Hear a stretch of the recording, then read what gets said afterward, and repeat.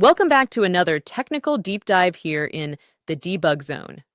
Today we're tackling a big question and breaking it down with insights from other users. Hopefully this clears up some misconceptions and helps you get the answer you need.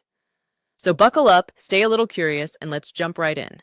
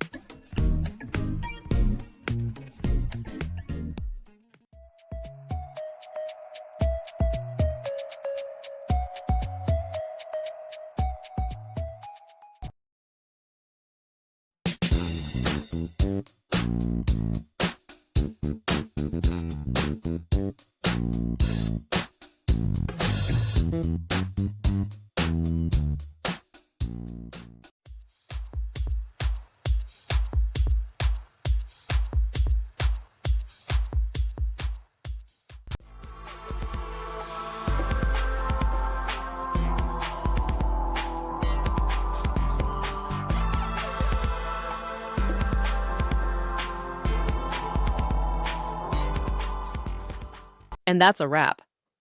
I hope you found the answer you were looking for. If you did, take a second to hit that subscribe button. It really helps out. And let me know in the comments which solution worked best for you. See you next time in the debug zone.